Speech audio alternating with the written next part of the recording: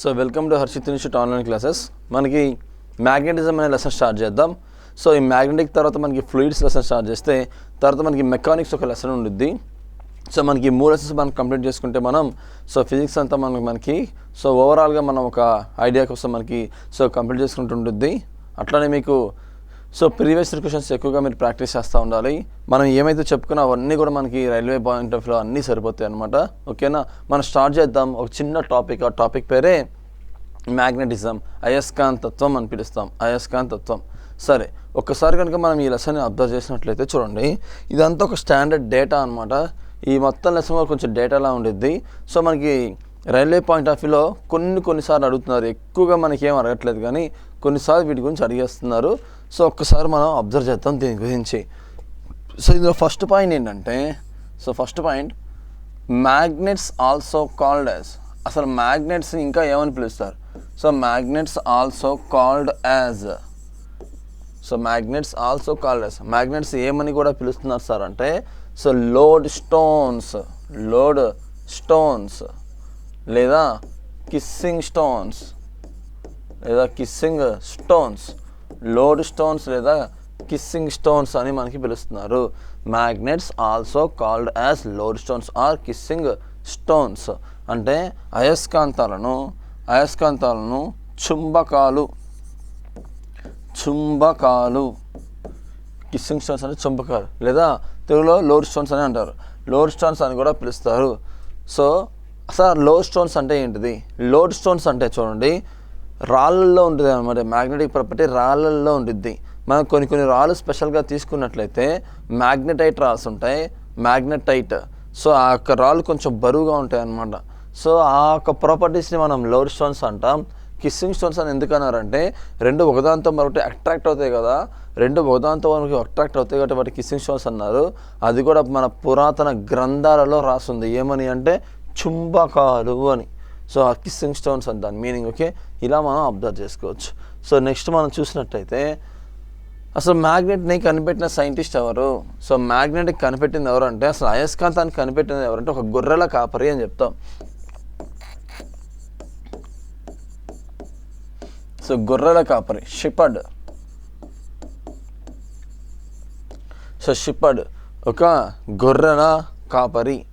అయితే అతని పేరేంటంటే Magnus. Magnus అనే గొర్రెల కాపరి. మ్యాగ్నస్ అనే ఒక గొర్రెల కాపరి. మనకి అయస్కాంతాన్ని కనిపెట్టింది ఎవరు? మ్యాగ్నస్ అనే ఒక గొర్రెల కాపరిగా మనం అబ్జర్వ్ చేస్తాం ఈ యొక్క ఇన్ఫర్మేషన్ గురించి. అయితే మనకి ఈ యొక్క మ్యాగ్నెట్స్ అనేవి 2 టైప్స్గా ఉంటాయి. ఒకటేమో న్యాచురల్ మ్యాగ్నెట్స్ అని, ఇంకొకటేమో ఆర్టిఫిషియల్ మ్యాగ్నెట్స్ అని ఉంటాయి. అవేంటో మనం అబ్జర్వ్ చేద్దాం. చూడండి, అదేంటి అంటే మనం అబ్జర్వ్ చేసినట్లయితే ఫస్ట్ వన్ వచ్చేసి న్యాచురల్ మ్యాగ్నెట్స్. న్యాచురల్ మ్యాగ్నెట్స్ సహజ అయస్కాంతాలు అని పిలుస్తారు. సహజ అయస్కాంతాలు అంటాం. సార్ అసలు న్యాచురల్ మ్యాగ్నెట్స్ అంటే ఏంటి? న్యాచురల్ మ్యాగ్నెట్స్ అంటే ఏంటి అంటే, the magnets which are available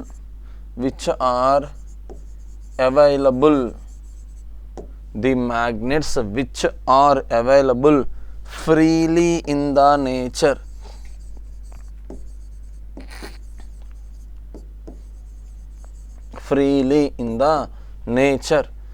The magnets which are available freely in the nature అంటే దాని అర్థం ఏంటంటే, ప్రకృతిలో సహజ సిద్ధంగా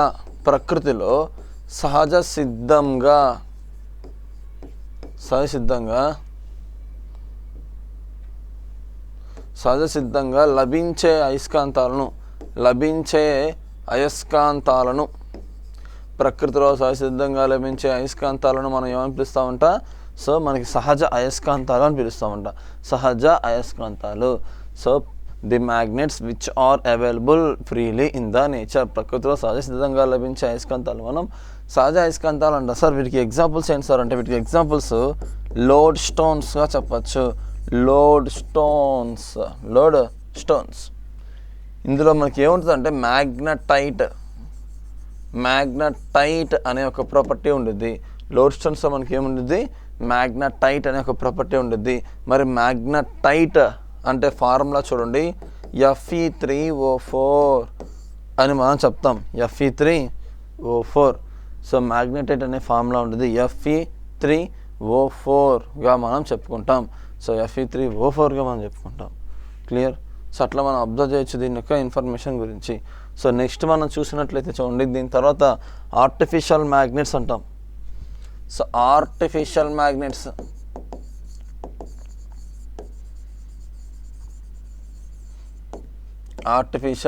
మ్యాగ్నెట్స్ కృత్రిమ అయస్కాంతాలు.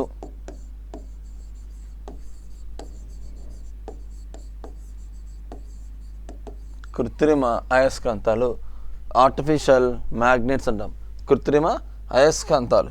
సార్ కృత్రిమ అయస్కాంతాలు అంటే ఏంటిది అంటే ఏంటంటే ది మ్యాగ్నెట్స్ విచ్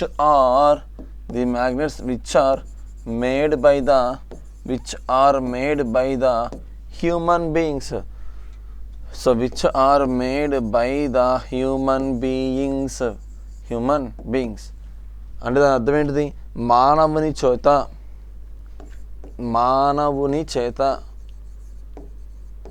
తయారు చేయబడిన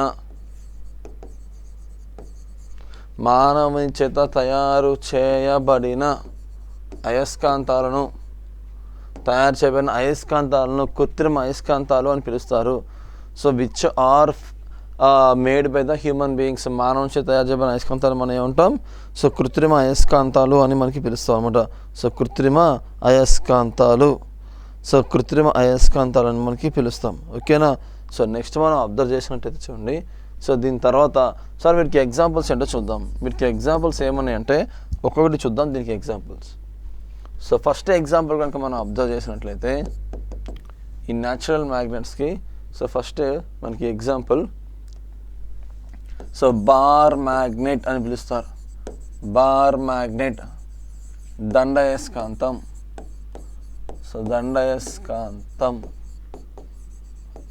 అని పిలుస్తారు, దండ అయస్కాంతం, bar magnet. Sir bar magnet మనం అబ్జర్వ్ చేసినట్టయితే చూడండి, సో ఈ విధంగా ఉంటుంది కదా బార్ మ్యాగ్నెట్.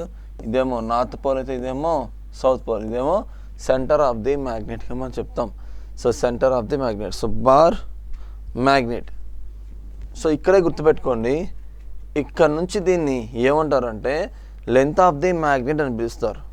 అలాగే ఇక్కడ నుంచి ఇంత కూడా ఏమని పిలుస్తారంటే లెంత్ ఆఫ్ ది మ్యాగ్నెట్ అని పిలుస్తారు. అంటే సెంటర్ నుంచి నార్త్ పోలు, సెంటర్ నుంచి సౌత్ పోలు, ఈ రెండింటినీ మనకి లెంత్ ఆఫ్ ది మ్యాగ్నెట్గా పిలుస్తాం. అంటే what is the total length of the magnet అంటే మీరు కంపల్సరీ చెప్పాల్సింది ఏంటో తెలుసా, 2L అని చెప్పాలి.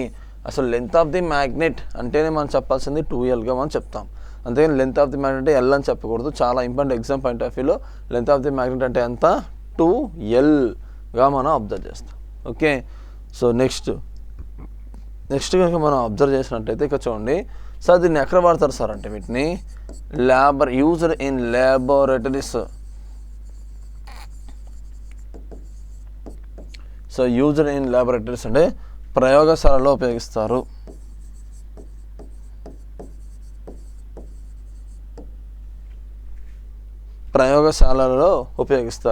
ఎందుకు? ఫర్ ఎక్స్పెరిమెంట్స్ కోసం దీన్ని యూజ్ చేస్తారు అనమాట. ఈ యొక్క బార్ మ్యాగ్నెట్ని అని అబ్జర్వ్ చేయొచ్చు. క్లియర్? సో నార్మల్గా మనకి నార్త్ అని సౌత్ అని డిఫరెంట్ కలర్స్లో ఉంటాయి ల్యాబొరేటరీస్లో అవి.